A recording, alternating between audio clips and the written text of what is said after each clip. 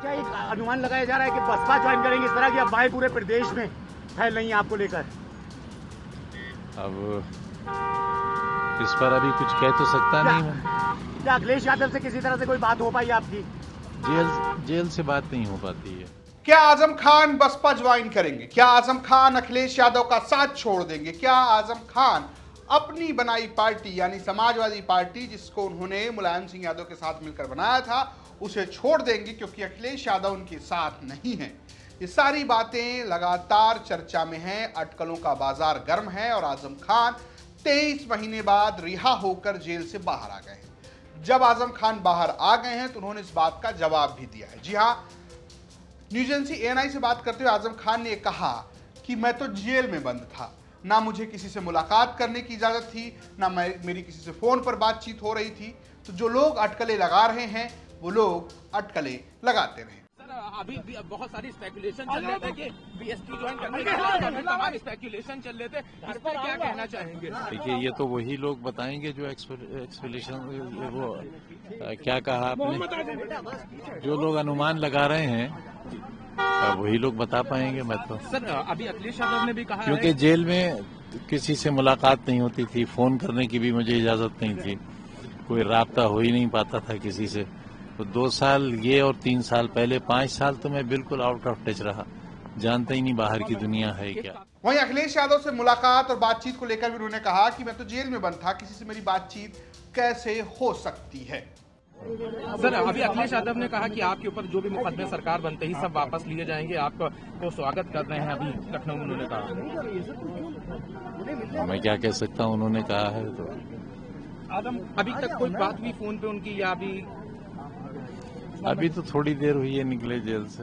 दरअसल बीते दिनों इस बात की चर्चा शुरू हुई कि आजम खान बसपा ज्वाइन कर सकते हैं। इस बात की चर्चा हुई कि आजम खान की पत्नी तंजीम फातिमा की मुलाकात जो है वो मायावती से हुई है और जेल से रिहा होने के बाद वो बसपा ज्वाइन कर सकते हैं।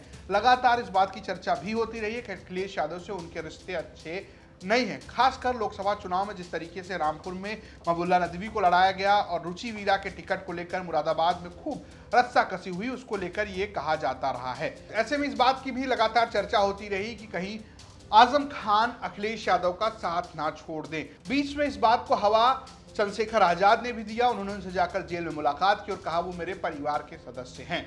लेकिन चंद्रशेखर भी ये कह रहे हैं कि उनके सिर्फ पारिवारिक रिश्ते हैं, कोई राजनीतिक रिश्ते नहीं। अभी देखिए, मैंने आपको कहा कि मेरे पॉलिटिकल रिश्ते उनसे नहीं है। बड़े नेता हैं, उनको अपने फैसले स्वयं लेने हैं।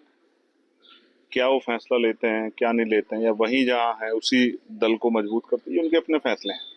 अभी वो मेरे दल का हिस्सा नहीं, मेरे परिवार का हिस्सा जरूर है, मैं उनके परिवार का हिस्सा जरूर हूँ। लेकिन राजनीतिक कभी मैंने ना उनसे राजनीतिक उस तरह की बात की, ना उन्होंने मुझसे की।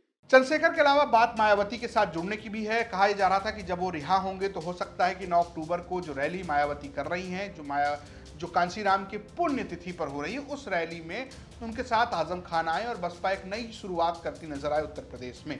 लेकिन फिलहाल आजम खान एक तरीके से नकार रहे हैं, लेकिन अगर आप उनके बयान को सुनेंगे तो ऐसा लगता भी नहीं है कि वो नकार रहे हैं, वो डिनायल के मोड में हो।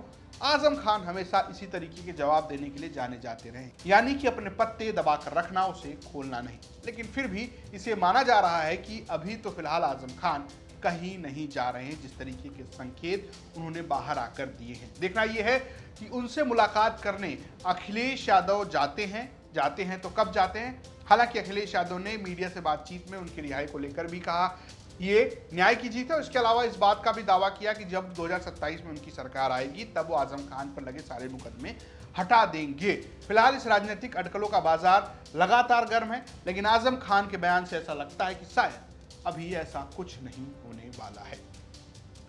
देखते रहिए अभी तक। नमस्कार।